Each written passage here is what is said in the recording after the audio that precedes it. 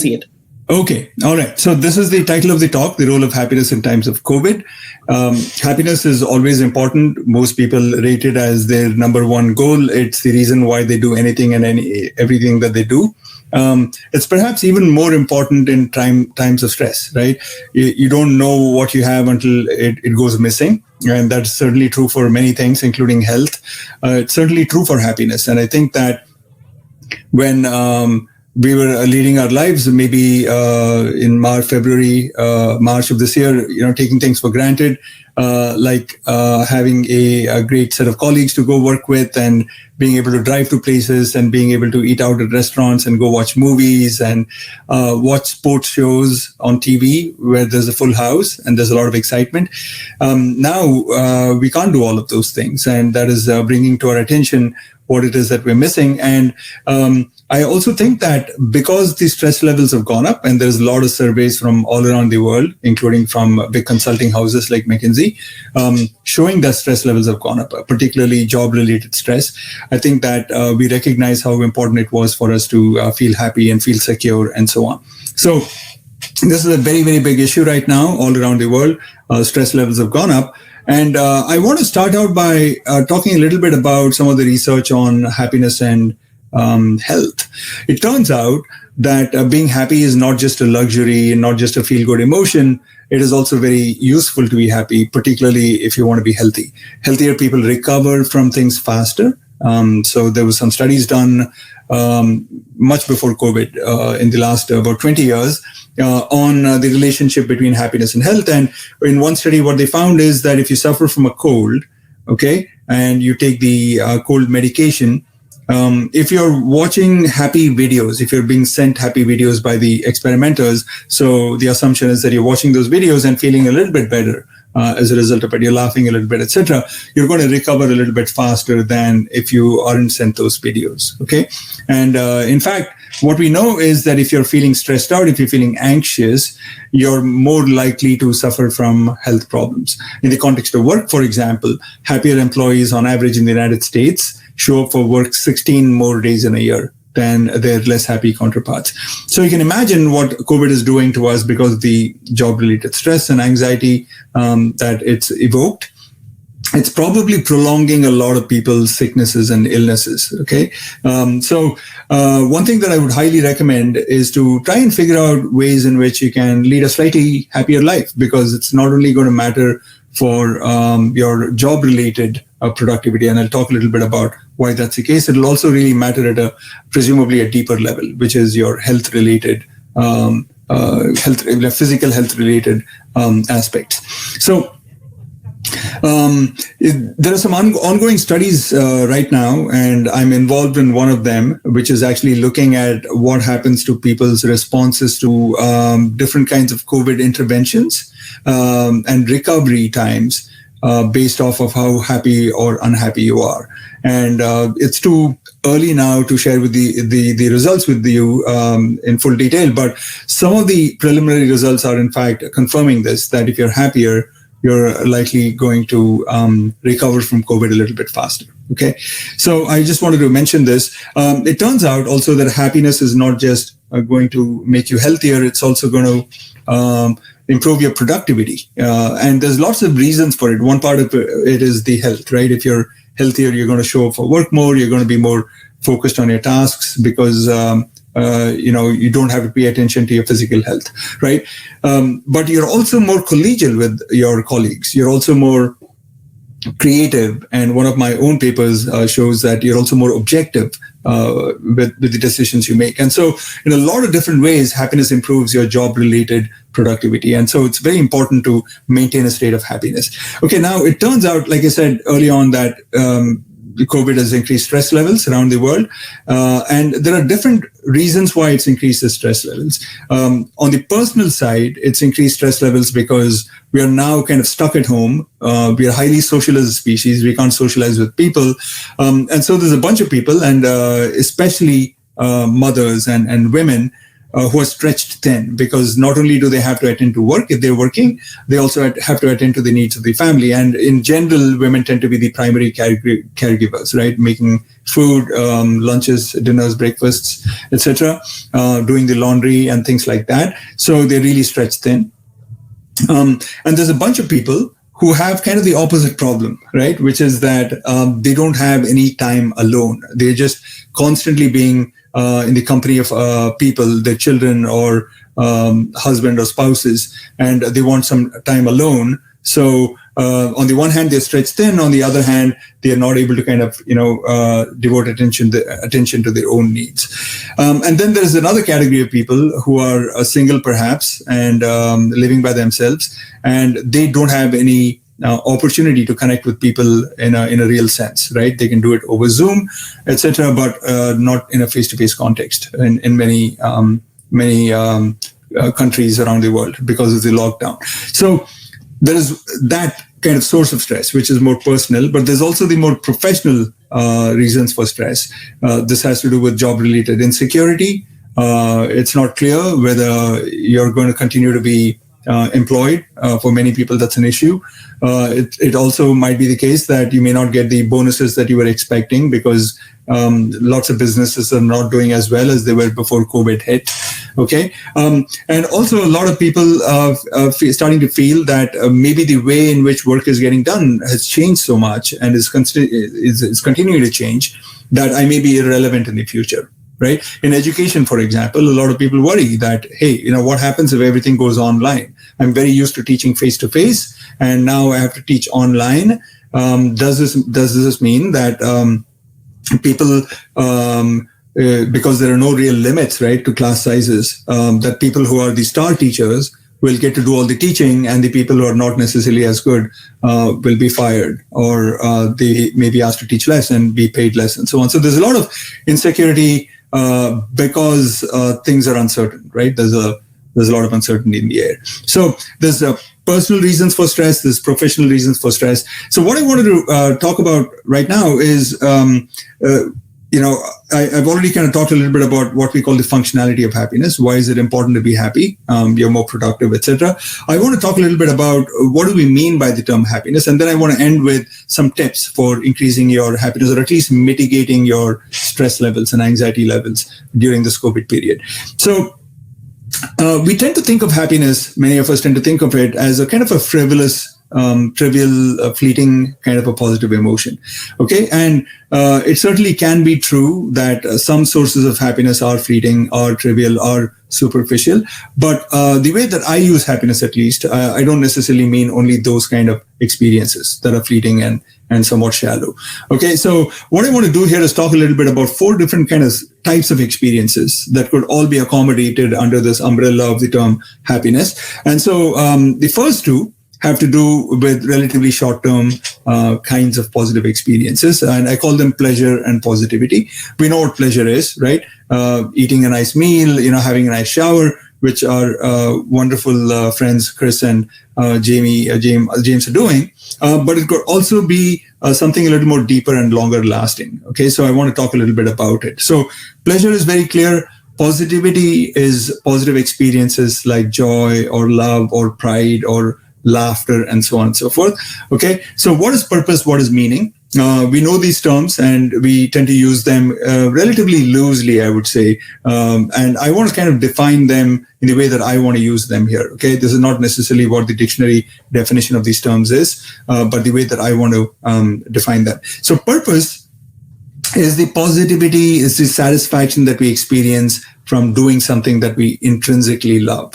Let's say that you love to play tennis, okay, and you end up playing a game of tennis during the weekends, okay? So pursuit of hobbies, for example, definitely fall under purpose for me, okay? Because it is nurturing, it is engaging your intrinsic interests. Ideally, you want to follow your purpose at work because we spend about 80 to 100,000 hours of our waking life at work, which is double the amount of time we spend with our families, in fact. Okay, so it's a significant proportion of our time.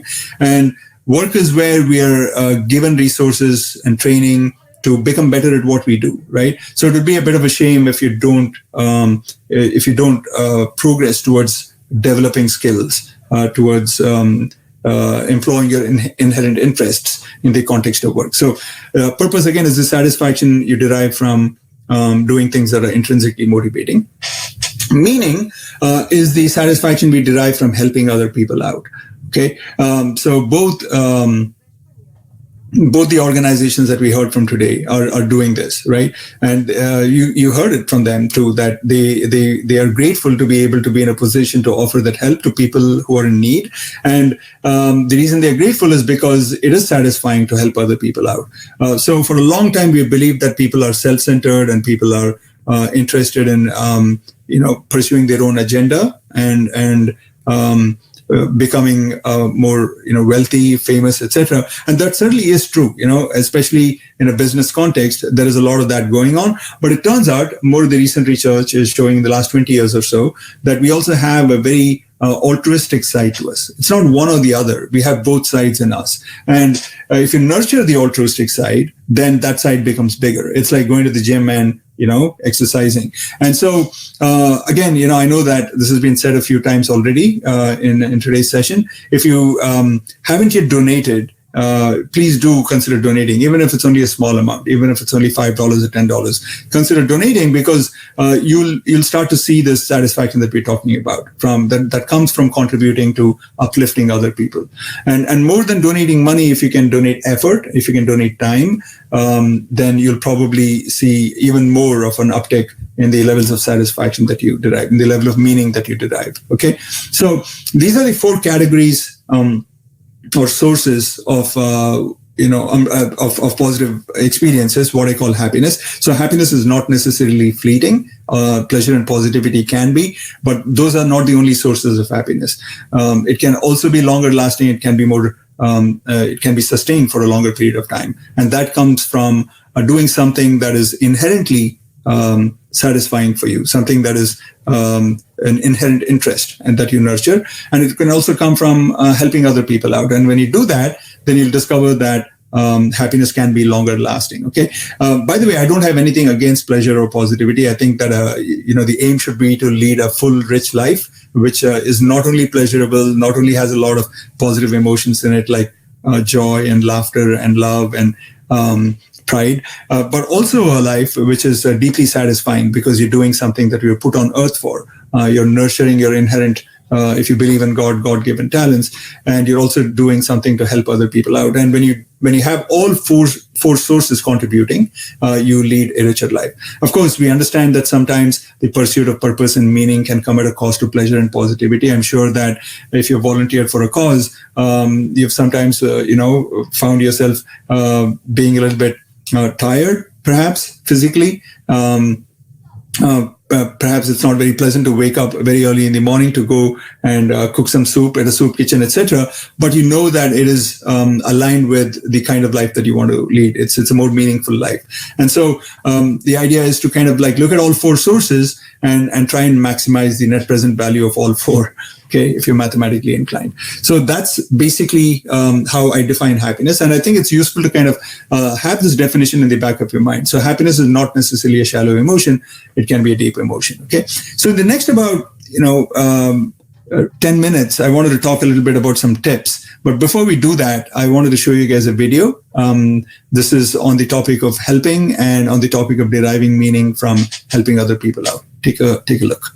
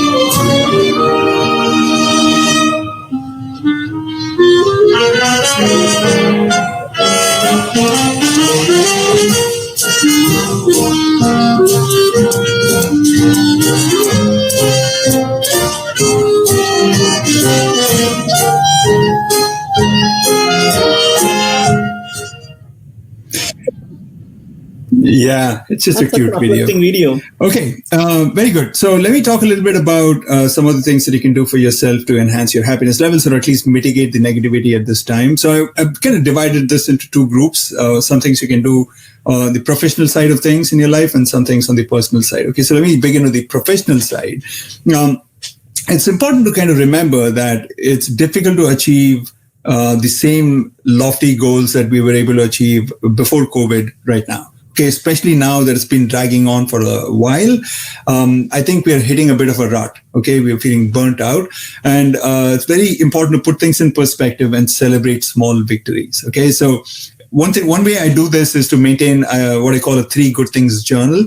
Every day I write down things that happened that day, but that's not the important part. The important part is kind of I end my entries with 3 good things that happened today. And some of those things are small victories, that I managed to drag myself to work out, for example, or go for a run, okay? Or that I chose to cook at home and not, order in food because it's healthier to cook at home and you save more money doing it, and things like that. So celebrate small victories because those celebrations are going to give you a little more confidence and help you kind of achieve bigger victories later on. Okay, so that's one thing. The second thing, I'm sure that many of you have realized that it's easy to slip into not having a real routine, right? So you might binge watch Netflix at night. I know that watching these shows has gone up, right, during the COVID outbreak, and not wake up on time or the same time every day. So it's very, very important not to let this period make you indisciplined, because once you become indisciplined, it's very difficult to get back in discipline. And so stick to a routine.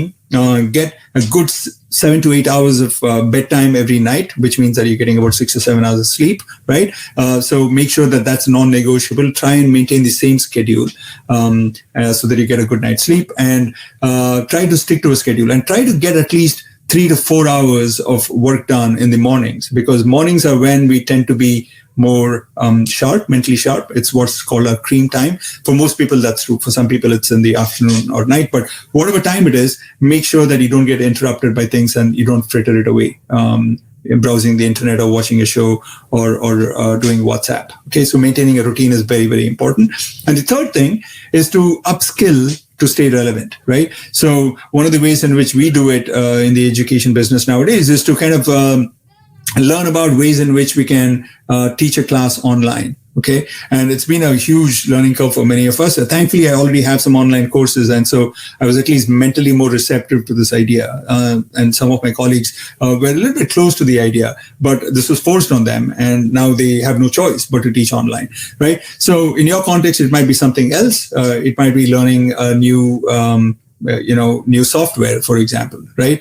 Or new programming language. So the idea is to stay relevant. And we're in a very, very lucky period. We exist in a very, very lucky time. We have so many free resources available to us.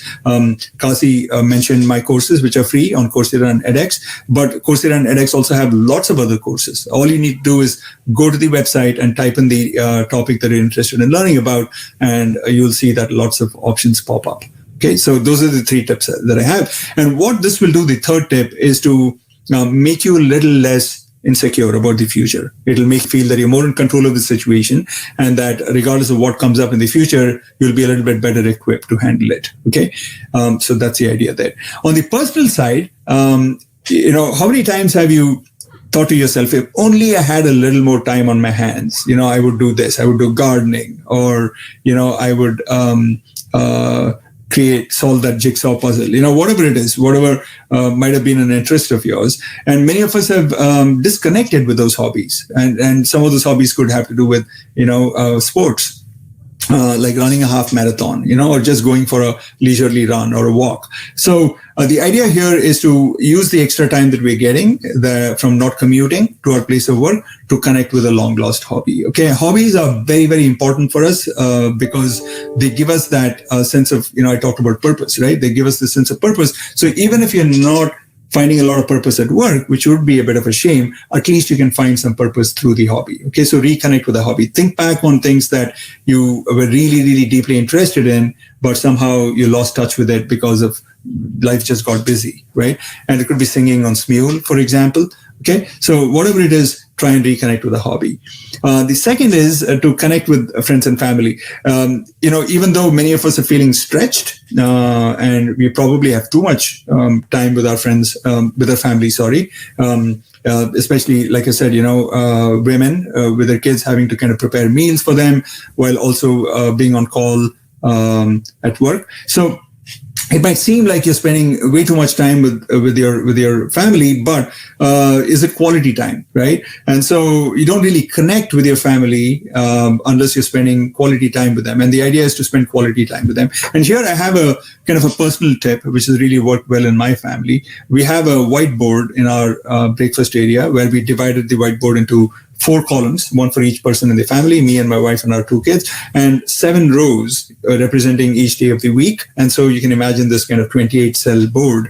And we kind of write down whatever it is that we think we'd like everyone else in the family to do with us. So it might be watching a movie that I really like. I really like this movie called Zindagi Na Milegi Dobara. If you have not watched it, I'd recommend it. It's a lighthearted movie for 3 guys going on a road trip. So I might put it on the board and choose a particular time and we watch it. Okay. And there are some rules here. One is that you can only pick activities once a week. And the second rule is that the activity should not be more than 3 hours long. And the final thing is that everybody who participates needs to participate with full enthusiasm, right? So it may not be your cup of tea. I'm not a big fan of romantic movies, for example, rom-coms. But if my wife happens to pick it, I'm forced to be, I have to pretend at least to be enthusiastic about it. Okay. And I generally do a good job. Nobody's ever accused me of not being enthusiastic in these kind of experiences. So that's the idea. And because everybody gets to pick only one activity a week, it's altogether about 10 hours. Okay. It's not a huge demand on our time. And obviously people have to pick a time that works for everybody. But it really connects us together in a way that we would not have connected otherwise. My daughter did this, 2-hour workshop on ballet dancing, which was really, really great. And my son arranged a ping pong competition among us, which was also great. So it really kind of brings everybody's interests to the fore. And it really kind of helps us bond together, okay, in a way that would not have happened, like I said. So that's the tip, second tip on the personal side. And the last tip is to try and use this time. Everybody's life has slowed down a little bit, or at least, there's a potential to slow down your life because of COVID, because we're not commuting as much, we can't travel as much, and so on. We can't kind of socialize with other people as much, etc. And so this might be a great opportunity for us to reinforce a healthy lifestyle. What's a healthy lifestyle? It's eating well, right? And this means that avoiding, things that we know are not very good for us, like processed food, too much sugar or too much salt, eating, large quantities, etc. So eating well, moving more, right? Moving at least, for 45 minutes every day.